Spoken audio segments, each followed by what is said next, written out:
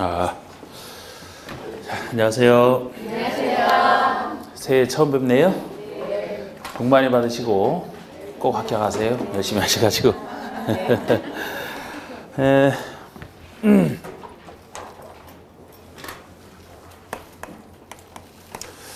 자, 오늘은 이제 부동산 공법 첫 시간입니다.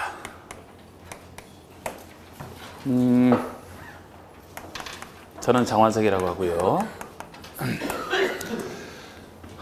저를 처음 뵙는 분들이 조금 계시네, 그죠? 조금. 그래서 공법에 대한 얘기도 이제 기초적인 건 다시 얘기를 하고 신도를 하겠습니다. 그리고 일단 그 수업하기 전에 제가 항상 그 해마다 첫날이면은 그 여러분들에게 좀 제가 좋아하는 말 중에 하나를 좀 말씀드리는 게 있거든요. 작년에 제가 수처작주 그래가지고 가는 곳마다 이제 그 스스로 주인이 되는 그런 거 능동적이고 적극적인 삶을 제가 얘기한 적이 있어요. 2018년에는 수처작주라고. 수처.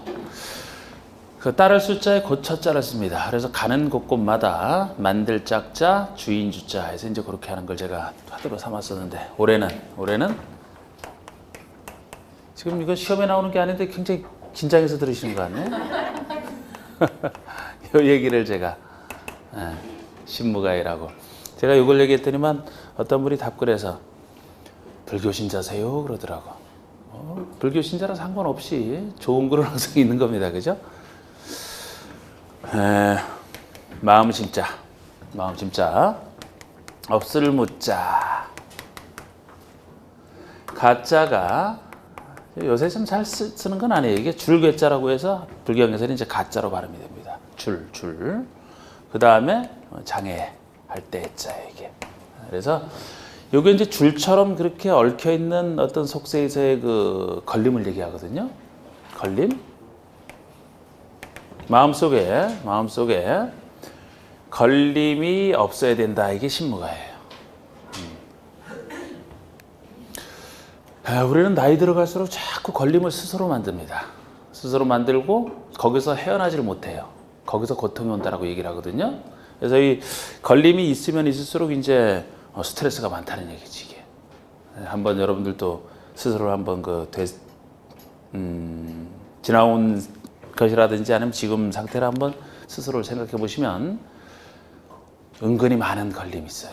저도 그래, 저도. 그래서 자꾸 없애려고 제가 노력을 합니다만, 신무가이라는 말, 제가 20대 때부터 좋아했던, 어떤 것을 집착하지 말아라 하는 얘기랑도 비슷해요. 집착을 하게 되면 얻지 못했을 때 괴롭잖아, 그죠? 얻지 못해서 굉장히 괴로워하고, 사실 그거 아니라도 다른 것도 많은데.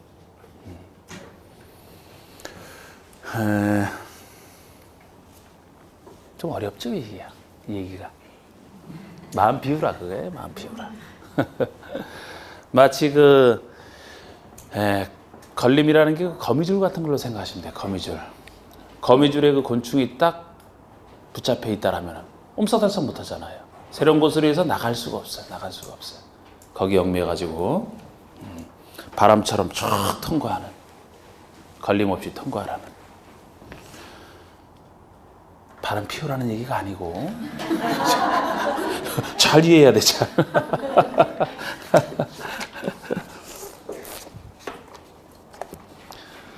사실 부부관계도 그런 것 같아요.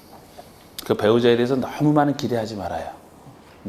어차피 비슷한 사람들끼리 서로 만난 거예요. 그렇게 기대를 하고 그냥 안타까워하고 막 스트레스 받고 그렇습니까? 그 사람만 있는 건 아니잖아, 그죠? 아니, 그러니까 집착하지 말라는 얘기, 집착하지 말라고. 만약에 부부관계에서 오히려 행복이 없다 그러면은 뭐하러 결혼한 거에 대해서 집착을 합니까? 이혼하고 새 출발해야지. 정 가망이 안 보인다라면. 저는 부부관계에서도 굉장히 좀 서로에게 너무 속박하는 것은 결혼이 아니다라고 생각해요. 그전부터 와이프한테 결혼할 때도 그랬어요. 결혼이라고 해서 서로 좋자고 결혼하는 것이 서로 속박하고 구속하는 관계가 되면 이거는 오히려 감옥 생활이 될 수 있다라고. 저는 그래서 와이프가 어디 동창회 나가겠다 그러면은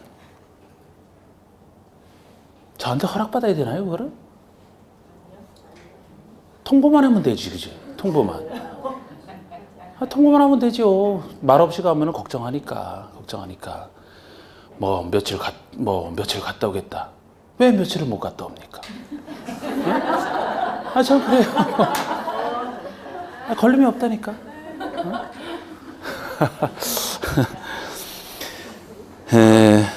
뭐 한번 나갔다면 언제까지 돌아와라. 전 그런 얘기를 안 해. 아니 본인이 필요하면 갔다 오겠지.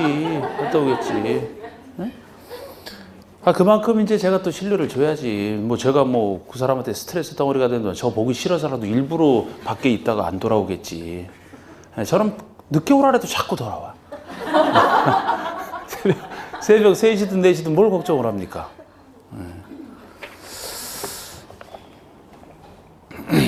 저는 와이프가 참 우리 와이프는 그 결혼하고 나서도 지금까지 참 음식에서 너무 용기가 있어가지고 아무거나 레시피를 완전히 무시하고 있는 거예요. 막 그 레시피 무시하는 사람이 그 조미료도 안 써요. 조미료 쓰면 건강에 안 좋다라고.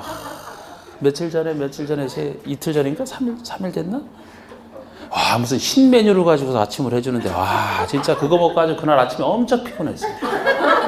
아니 몸에 좋은 거라고 뭐 들깨 놓고 뭐 넣고 해서 막 끓였던데 처음 보는 거예요.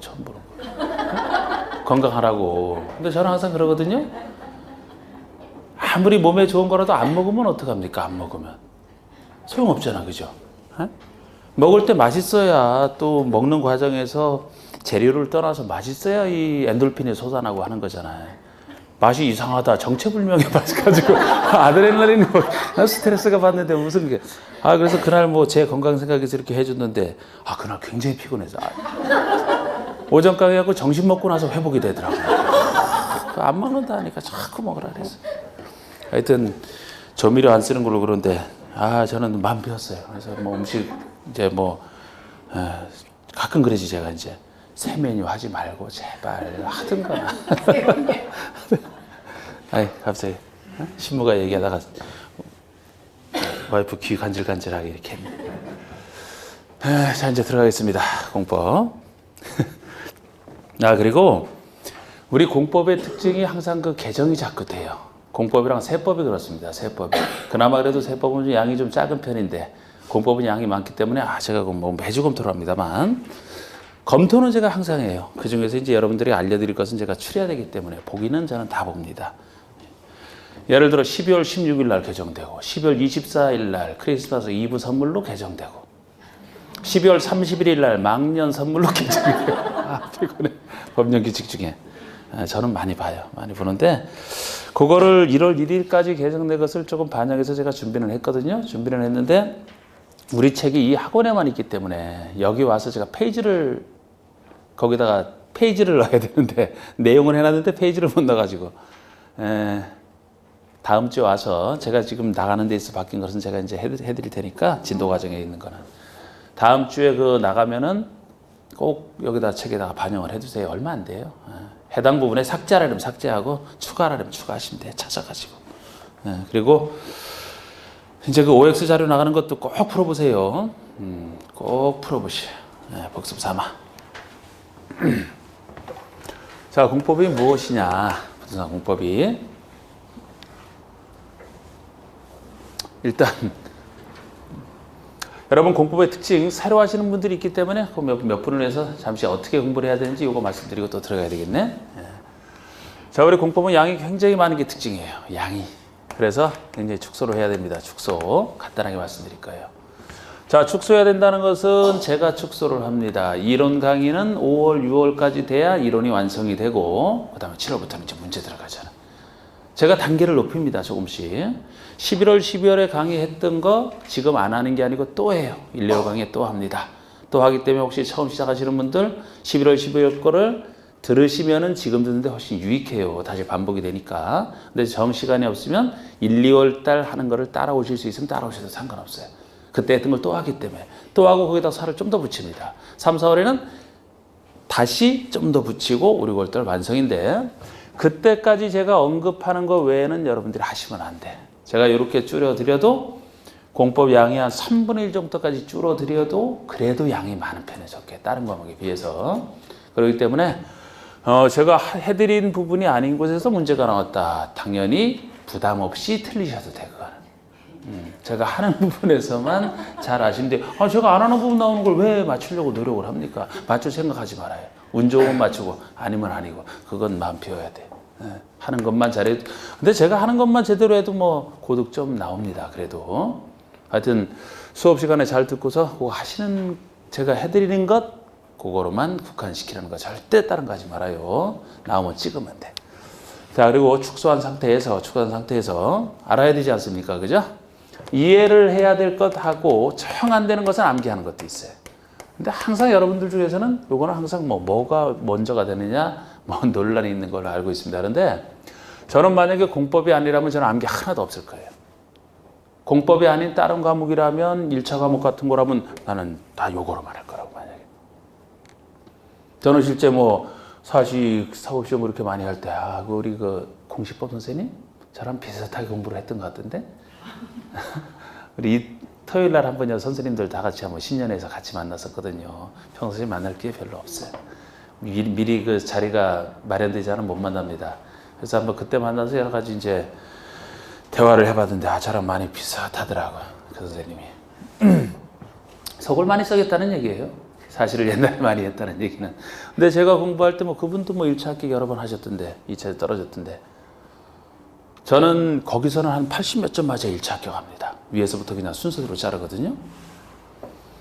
저는 근데 제가 공부할 때 암기 코드 잡은 거 하나도 없었어요. 그 수많은 과목에서 하나도 잡은 게 없어요. 근데 공법이니까 하는 거예요. 공법이니까. 규제법이기 때문에 좀 더 기술적인 법이라 요렇게 다 할 수가 없어서 요것도 끼워둡니다만 여러분들이 여기에 중심을 둬야지 여기에 중심을 두면 안 돼. 절대로.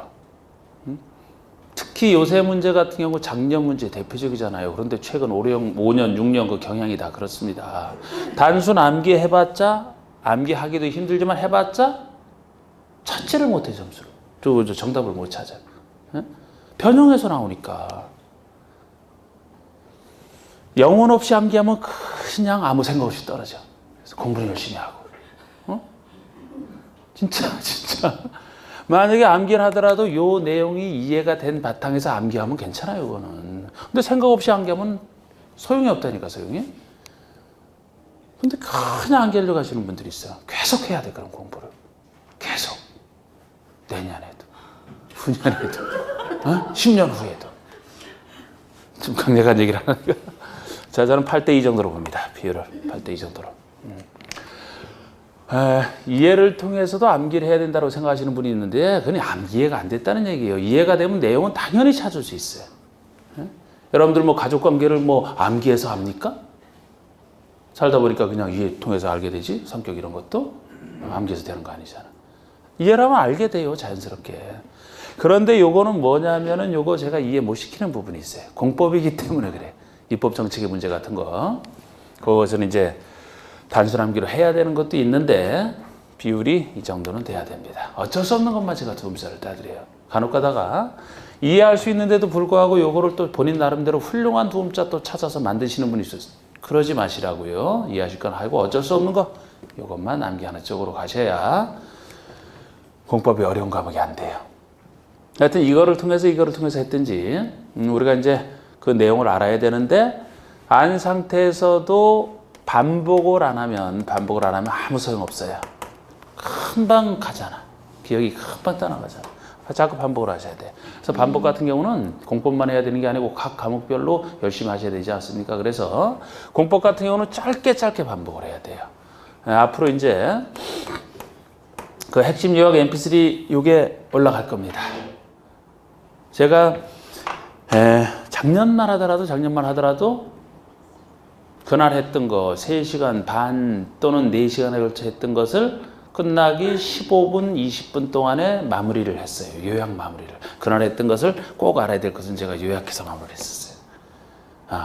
그래서 그거를 올렸었고 요 mp3 파일이 요걸 가지고서 이제 들으시는 분들이 굉장히 많은 도움을 받았다라고 항상 얘기를 하십니다. 항상. 제 카페 합격수에 올라가 있는 거 보세요. 아니면 다른 카페에도. 저한테 들으신 분들은 이 얘기를 굉장히 많이 합니다. 굉장히 도움을 받는다라고.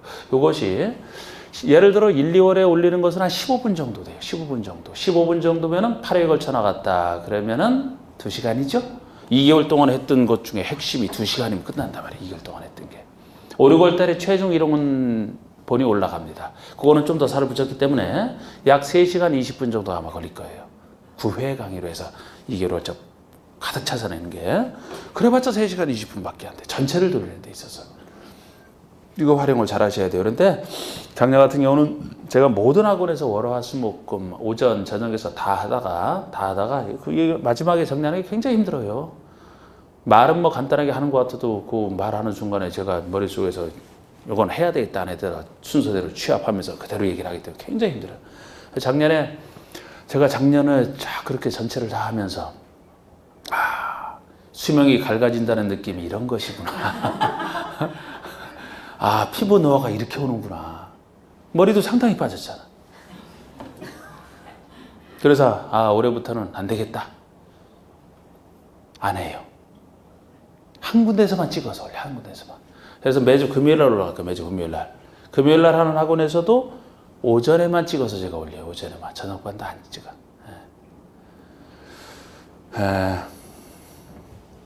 그래서 하여튼 올리는데, 그럼 이게 어디가 있냐면은 여러분들이 찾아오셔야 돼요. 그래서 네이버 있잖아요. 네이버에 제 이름 치면 카페 하나 딱 나오고, 거기 매주 금요일날 저녁 때 이제 업그레이드, 그게 뭐 업그레이드가 아니에요. 그건 뭐라 그래요? 업로드. 업데이트. 올라갈 겁니다. 꼭 활용을 하세요. 오실 때 뭐 하면서 오십니까? 이런 거 딱 뒤에 꽂고서 탁 오시면은 자연스럽게 한 번 반복이 되는 거예요. 그냥 가실 때 한 번. 화장할 때 시간이 많이 걸린다면 그때도 딱 꽂고, 자기 전에 뭐 잠 바로 안 온다 들으세요. 그러면 하나 들으시면 돼요. 그러면 계속 자연스럽게 반복이 돼요. 수백 번 들을 수가 있어요. 시험 보기 전까지. 귀에서 울려봐. 걱정할 필요 없어요. 이거. 왜 한숨이 나오니까 지금. 막 어떤 분은 시험 직전에 그냥 막 집중 안 되고 할 때 그냥 막 들으시잖아요. 계속 들었던 것이니까 아주 익숙해져 있거든요. 그런 분들은 뭐 29회처럼 어렵게 나왔다 해도 고득점 나오는 거예요. 고득점. 기억이 쫙 살아나는데. 이런 식으로 해서 하시면 돼요. 아주 쉬워요. 공법. 이렇게 하시면. 왜 이렇게 표정이 경직돼 있지 그런데? 이렇게 쉬운 길을 알려드렸는데? 재밌어요. 그리고 자꾸 이제 알다 보면 자꾸 재밌어요. 이게. 자, 이제 공법이 무엇이다. 이제 들어간대. 참 오래간만에 들어가네 이제. 자, 우리 도전단 공법이라는 것은 한마디로 얘기하면 규제법이다. 우리 행정청이 국가와 지방자치단체가 공익으로 해서 국민을 규제하는 법을 통칭해서 공법이다. 부동산, 토지와 건축물에 대한 규제법이 되겠습니다. 배우는 법률이 6가지 법률을 배우고 있어요. 국토의 계획 및 이용에 관한 법률. 이것이 이제 제일 처음에 나오는 법률로서 공법에서는 제일 기본법, 중요한 법률이 됩니다. 말 그대로 자꾸 해석하시면 돼요.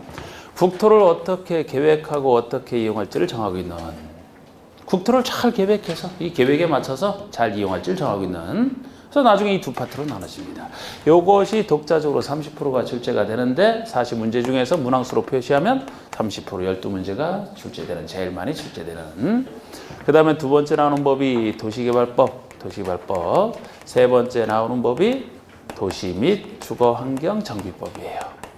이 두 법을 합쳐서 개발법과 정비법을 합쳐서 역시 30%가 출제가 되는데 문항수는 똑같습니다. 6문제씩 출제가 되고 있고, 이것은 무슨 법이냐? 도시개발에 쓰이는 거잖아. 도시개발에. 주로 신도시개발에 쓰이는 법. 요거는 정비법이라면 정비사업에 쓰이는 거예요.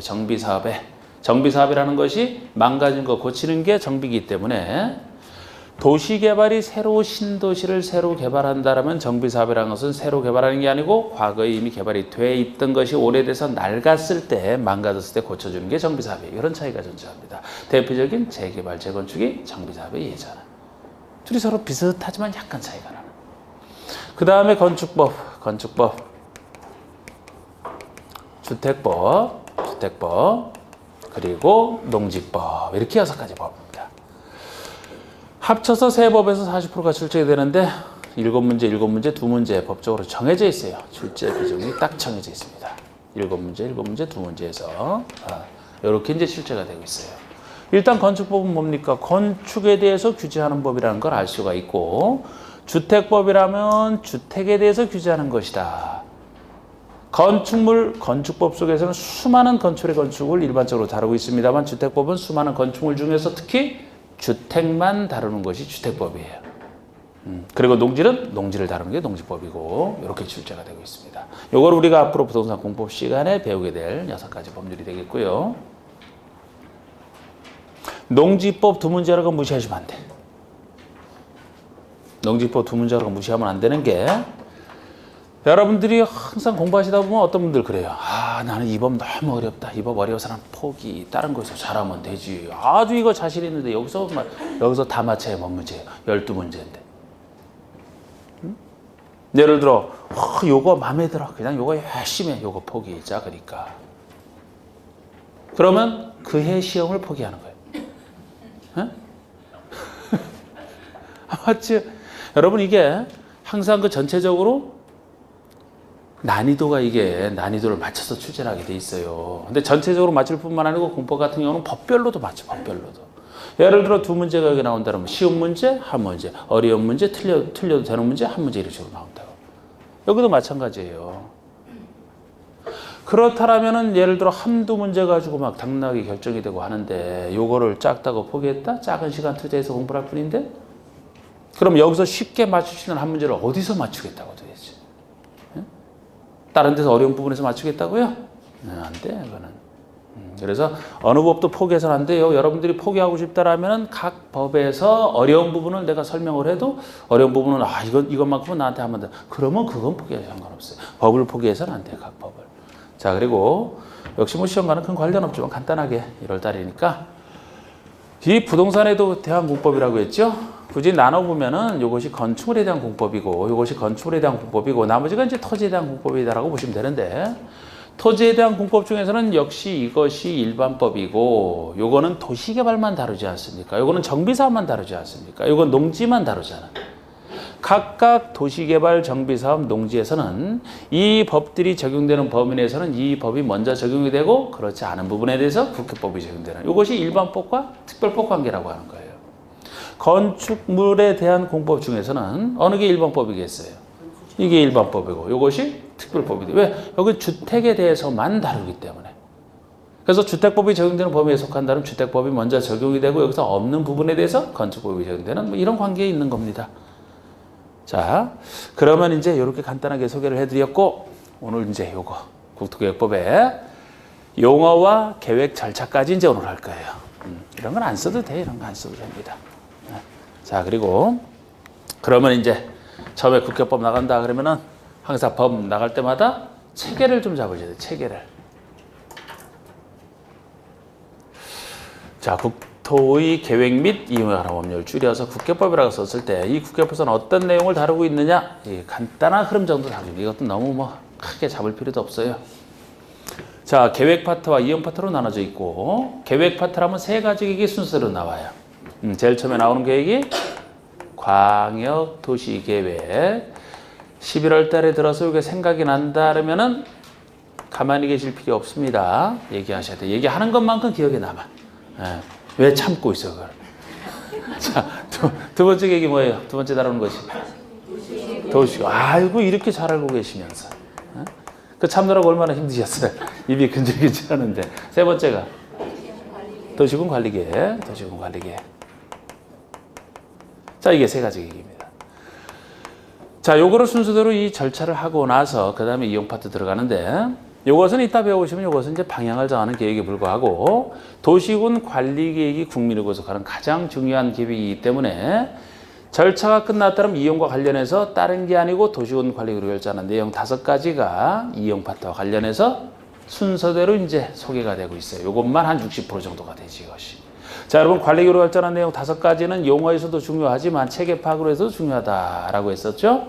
기억나십니까? 관리계획으로 결정한 용도, 지역, 쓰임새에 따른 용도, 지역, 그리고 용도 지구, 용도 지역과 용도 지구의 지정 또는 변경. 첫 번째 내용이 되겠습니다. 두 번째 내용은 용도 구역, 용도 구역자 들어가는 말 중에서는 5가지밖에 없다 그랬어요. 뭐? 여러분 개도시 수입, 개도시에서 수입한다 했던 거, 개들이 모여 사는 도시에서 수입한다 했던 거, 이건 제가 두 문자를 땄던 것 중에 하나잖아요. 공부 열심히 하시는 모양이에요? 어? 제 예상보다 많이 알고 계시네. 2개월 전에 했던 건데. 제가 똑똑하신 분들을 대상으로 지금 아주 행복하게 지금 가르치고 있네. 세 번째 내용이 뭐예요? 기반시설. 기반시설의 설치, 정비, 개량. 네 번째 내용이 도시개발사업과 그리고 정비사업에 관한 계획. 개발사업과 정비사업에 관한 계획이다. 다섯 번째 내용이 지구단위 계획 구역의 지정 변경과 지구단위 계획 구역의 지정 변경과 지구단위 계획 세우는 것까지.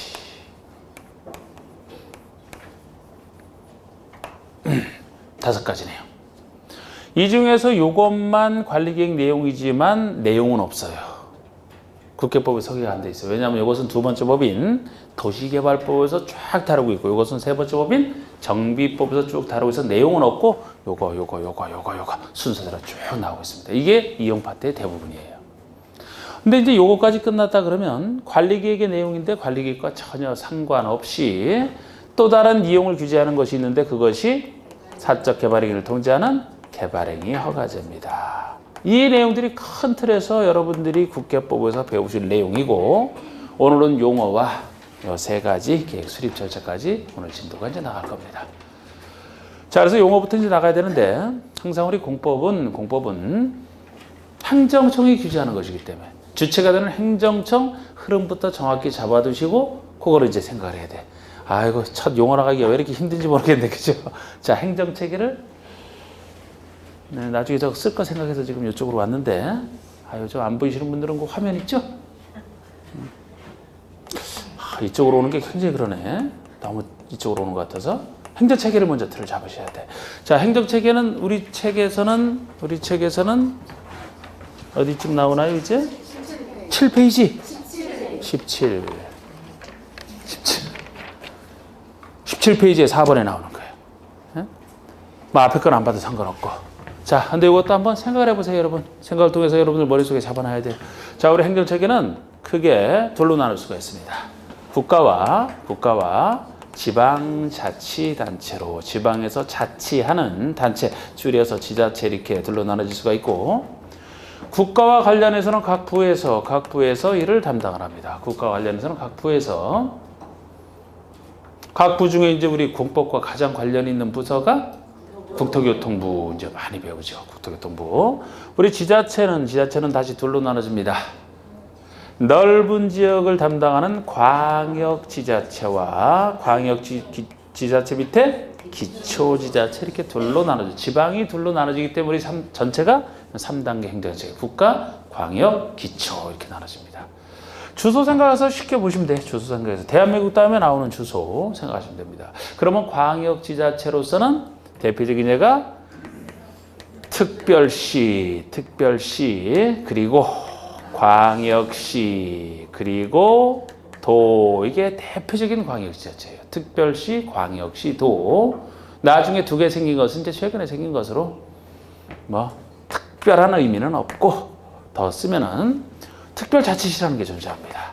특별자치시, 그 다음에 특별자치도까지 해서 이 5가지가 광역지자체에 속해요.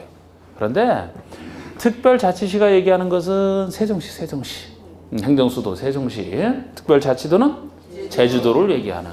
그래서 우리나라는 이제 수도에 특별을 붙이게 돼 있는데요.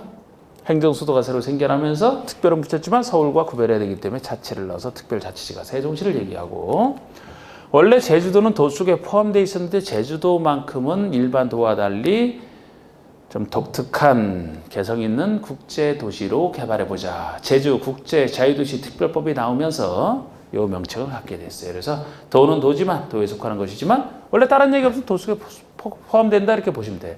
근데 제주도만큼은 이제 하나의 큰 도시처럼 취급을 하는 그 특별법이 나오면서 이렇게 됐기 때문에 특별자치시와 특별자치도라면은 뭐 괜히 길기만 하지 행정청에서는 별로 논할 게 없어요. 왜? 이쪽에서는 이 사람이 다 한다 보시면 돼 그냥. 그 밑에 기초지자체가 하는 게 거의 없어요. 여기는 아예 없고 세종시 밑에는 기초지자체 따로 없고 여러분 자치단체라고 하면은 그 자기 그 장과 지방의회를 구성하는 게 자치단체거든요. 세종시 단위로 구성되지 세종시 밑에는 기초지자체 없어요. 여기 제주도 밑에는 있어요. 전통적으로 도였기 때문에. 제주도 제주시, 제주도 서귀포시 이런 식으로 시군 있어요. 시군 있는데 불쌍해 그 사람들. 하는 일이 없어. 예. 일반 도 밑에 있는 시군은 괜찮아요 아직도. 근데 제주도는 제주 특별자치도지사, 원희룡지사가 다 합니다. 다 해. 도지사로서 시장으로서 하는 일. 거의 사람 하나의 도시처럼 취급하기 때문에. 그래서 여기선 각각 이 단위에서 이 사람이 다 한다니까 저는 앞으로 그냥 이렇게 간단하게 표시하고 말 거예요. 지문에 나오면 나오는 대로 아니면 아닌 대로. 원래 여기는 이 사람만이 하니까. 다른 데서 특별시, 광역시, 도 밑에 어떤 기초지자체가 있는지 이걸 정확히 해주셔야 돼.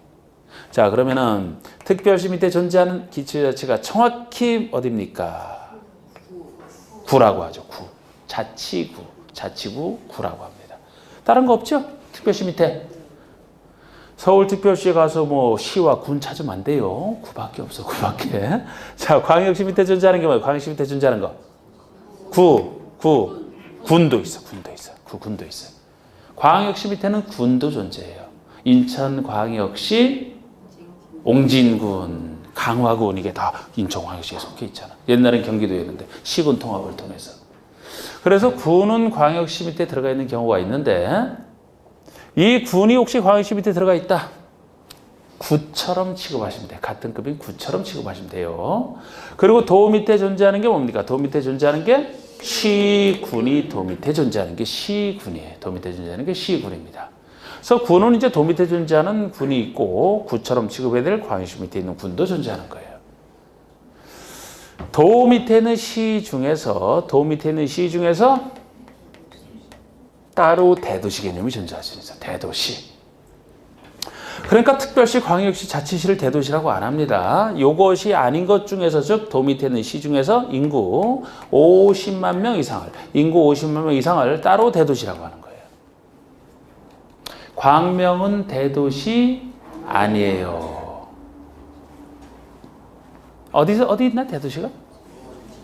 부천시, 안양시, 안산. 오. 다 나왔어, 다. 아유, 하나도 틀린 거 없이 다 얘기했네. 지금 여러분들이 말씀하신 거 다 대도시예요. 이 대도시인지 아닌지를 알려면 대도시가 일반시와 달리 따로 얘기 없으면 이제 이 속에 포함되어 있어요. 따로 권한 줄 때인데 대도시라고 얘기를 하는데 대도시가 된다 하려면 이제 행정구를 둘 수가 있어요. 구를 둘 수가 있다고. 더도 되고 안 돼도 되는데 둔다 해도 행정구기 때문에 제가 쓸 필요가 없어요. 여기 구는 자치구를 얘기한다니까, 자치구. 행정구라면 자치구가 아닌 편의상 구를 얘기하는 겁니다. 아까 뭐 부천시, 원미구, 뭐 수원시, 팔달구, 안산, 안양 다 대도시예요. 다 구가 있어요. 근데 그 구는 그 구청장을 구민들이 뽑는 게 아니에요. 구의회 아무리 찾아봐도 없어요. 자치단체는 장과 자기네 의견을 반영하는 의원을 선거해서 지방의회를 구성해야 된다니까요. 우리나라 국가가스로 자치한다는 얘기는 대통령 우리가 뽑고 국회를 우리가 구성하잖아. 지자체도 마찬가지예요. 그래갖고 대도시 밑에 있는 구는 그런 구가 아닙니다. 자치단체가 아니기 때문에 쓸 필요도 없는 거예요. 이게 다예요. 이게 다. 길잖아요. 길기 때문에 줄여서 부르면 우리 법에서는 자꾸 줄여 부르는데 요 다섯 개를 시도라고 줄여서 불러. 시도라고.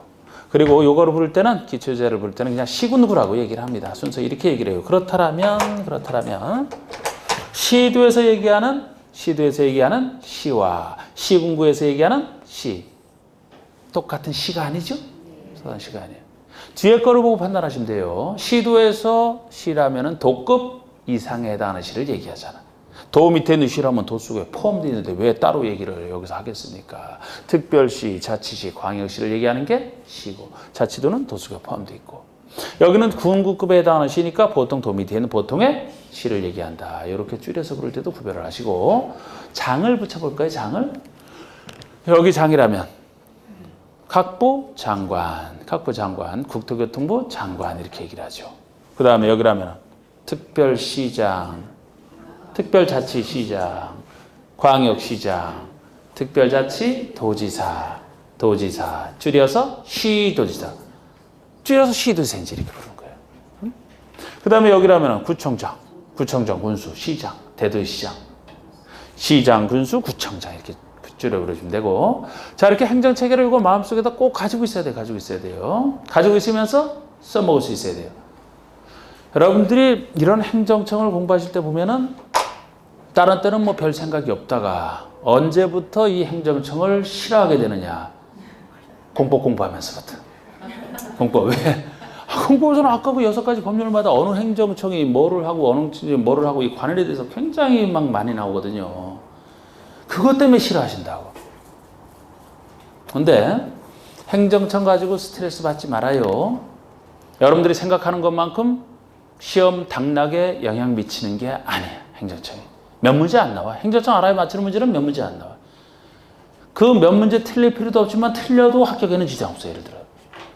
근데 왜 괜히 뭐 여러분들이 무슨 잘못을 했다고 굉장히 싫어하거든? 여러분들이 이 사람들은? 응? 여러분들에게 무슨 피해를 줬는데 괜히 싫어하잖아. 받는 것 없이.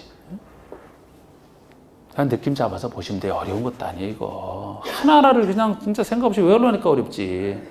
아니, 지금 여기서 국가일과 관련돼 있다. 누가 하겠습니까? 국가일과 관련된 일이에요. 누가 해? 참, 이 사람이 하겠지, 국가 일을 여기서 하겠습니까? 여기는 국가 일 하는 것이고, 여기라면 지자체 일, 지방 일 하는 것이고. 근데 지방이 둘로 나눠져 있으니까 지방 일 중에서는 큰 일이다. 누가 해요? 큰 사람이 하겠지. 작은 일이면 작은 사람이 할 것이고. 요 느낌 갖고 잡아 들어가면 돼요. 그 중에서 좀 더 세부적으로 나간다 하더라도 큰 틀에서는 이게 벗어나지 않아요. 벗어나지 않고 국계법 주로 행정처 나오는 게 이제 3가지 계획원을 할 때 여기서 주로 이제 그런 관련된 문제를 내죠. 여긴 따로 이제 정리하시고. 그 다음에 개발법 가면 제가 한 줄로 정리를 해야 된다고. 한 줄로. 정비법 역시 한 줄로 그쪽 관련된 행정청을 왜 둘이 차이가 나는지 해드립니다. 한 줄이면 끝난다니까 다. 건축법, 주택법에서도 왜 건축법, 주택법의 절차에서 그렇게 행정청이 차이가 나는지 작은 일, 큰 일 하면서 말씀드리면 돼요. 농지법 별로 할 것도 없고. 별로 안 돼. 근데 한번 세세할 생각하지 마시고 그냥 재미삼아 하시면 돼. 아직도 잘 안 믿는 분위기 같은데. 자, 이제 행정체계를 했으면 이제 국회법 용어 들어갈 겁니다. 자, 넘겨보세요. 이제 국회법 용어. 자, 18페이지부터 이제 나오네. 18페이지부터. 자, 여러분 또 나가기 전에 우리 요 말부터 한번 분석을 해볼까요? 이제 처음 하시는 분들 이제 용어 엄청 나옵니다. 마지막에 농지법까지도 새로운 용어가 나오잖아요. 그래서 수많은 말들이 평상시 생활 속에서 접했던 부분이 아닌 것들이 대부분이고 해서 말을 분석하셔야 돼. 분석. 정확한 뜻 몰라도 상관없어요. 말을 분석하셔야 대충 알아도 돼. 자, 그럼 요 말 분석해 봅시다. 자, 우리 도시군 기본계획과 도시군 관리계획을 합쳐서 부를 때, 둘을 합쳐서 부를 때 이것을 도시군 계획이다 이렇게 얘기를 해요. 도시군 계획이다. 그럼 이 말부터 분석을 해볼까요? 어느 계획이냐? 아, 도시군에 대한 계획이다. 군은 내가 우리 행정청에서 우리 배웠던 군인데? 그럼 도시가 얘기하는 게 뭐냐? 분명히 줄임말이란 말이에요. 우리가 눈치챌 수 있어야 돼. 응?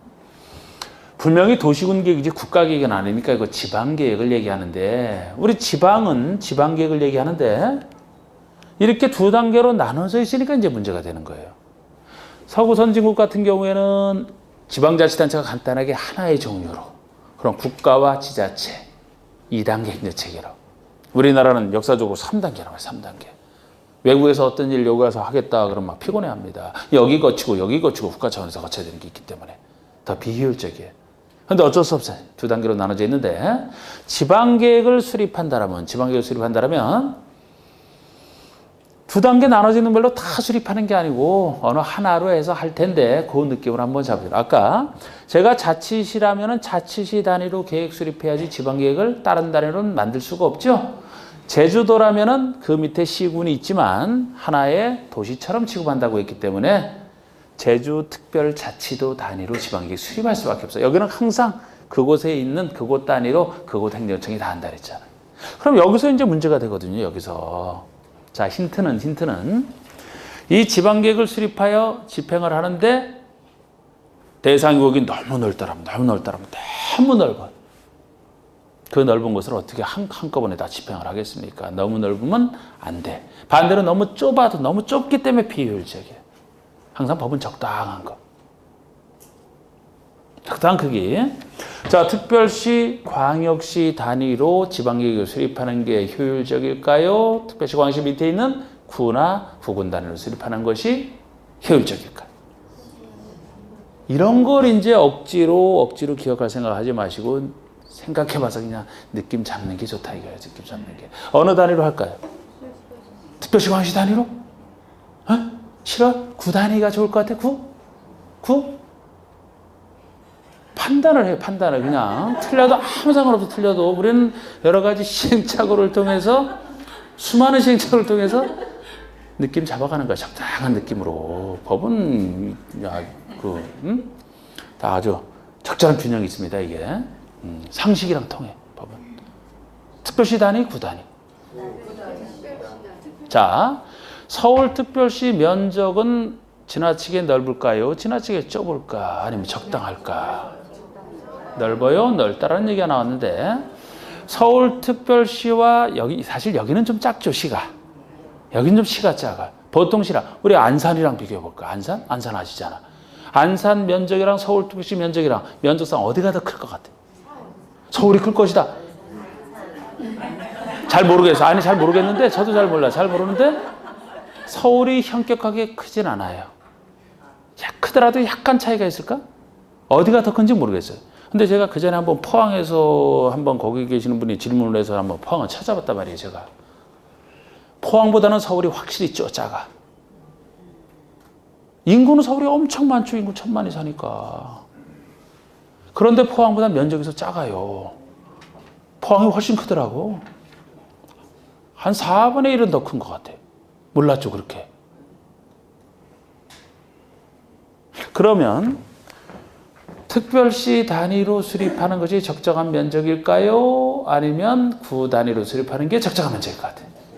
특별시 단위로 만든다라고 보시면 돼. 특별시, 광역시 단위로 만든다. 구 단위는 너무 좁아서 안 돼. 너무 좁아. 아예 좁아. 너무 크죠. 예를 들어 서울특별시에 구가 몇 개나 있습니까? 20 몇 개가 있는데 그 구라면은 보통 시에서 동거기랑 비슷해. 네. 면적 의외로 작아요. 면적은 바글바글 모여 살아서 그렇지. 작아. 너무 좁아서 안 돼. 그럼 도 단위로 수립할까요? 시군 단위로 수립하는 게 맞을 것 같아요. 시군 단위로 수립하는 게 맞다는 거예요. 서울특별시랑 시, 군 면적 비슷하다니까 이게. 광역시랑 이 면적이 서로 비슷하다니까요. 면적상으로 도 단위는 너무 넓어서 안 돼. 아니 경기도 생각해봐요. 그럼 경기도 저 경기 남부에서부터 저 경기 북부까지 얼마나 많고 그 안에 수많은 개성 있는 시군이 너무 서로 다른 시군이 얼마나 많이 존재하는데 그걸 통일해서 뭘 하겠다고. 도 단위는 너무 넓어서 비효율적이다. 구 단위는 너무 좁아서 비효율적이다. 도구 단위는 안 해요. 도시군 계획을 얘기하면서 구 단위로, 도 단위로 이런 얘기를 하게 되면 그 자체가 틀리는 거예요. 어느 단위로 수립한다고요? 특별시, 자치시, 광역시, 자치도, 시, 군 단위로 수립하는 것이고 요걸 줄인 것이 도시군이다 보시면 돼. 군을 도시라고 못하니까 군은 여기 군을 얘기하고 나머지가 요게 다 도시라고 표현한 것이지. 그래서 도시와 군에 대한. 그래서 보통 이제 도시군 계획이라고 하면은 여러분들이 이 용어 자체는 많이 바꿨다니까요. 도시군이 얘기하는 게 뭐냐? 뭐의 줄임말이냐? 특별시, 광역시, 자치는 제가 이렇게 표현한다니까 간단하게. 특광, 시군에 대해서 이렇게 생각하시면 돼. 거기에 대해서 요렇게 분리를 하게 되면 요 말을 그대로 넣으시면 돼. 도시군, 특광시군에 대해서 뭔지 몰라도 어떤 기본적인 방향을 정하고 있는 계획일 것이다. 여기라면 도시군, 특광시군을 구체적으로 관리하기 위해서 수립하는 것일 것이다. 이게 도시군 계획 얘기입니다. 그러면 광역도시계획이 나오는데 요거는 도시계획 앞에 광역이라는 말이 붙어 있잖아. 도시계획이 다시 도시군계획의 줄임말 자꾸 줄여서 불러요. 그냥 통일하지도 않고 대충 보시면 돼. 그래서 그런데 여기 광역이 붙어 있다는 게 여기랑 차이점이잖아. 아까 도시군이라면 하나의 특광시군을 주로 전제로 한다라면은 앞으로 광역자가 여기뿐만 아니고 다른 데서도 나온단 말이에요. 광역자가 나오면 너를 광자, 지역의 역자, 아까 여기서 쓰는 용어랑 똑같은 거예요. 광역이랑 넓은 지역을 얘기하기 때문에 보통 도시군이 하나의 특광시군을 전제로 한다라면 광역이 나오면 최소 둘 이상의 특광 자치자치도시군에 관련되는 이라고 느낌을 잡으시라는 거예요.